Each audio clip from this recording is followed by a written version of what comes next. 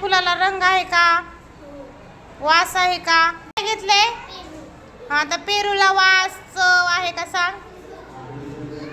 पेरूचा वास कसा आहे? गोड आहे. चव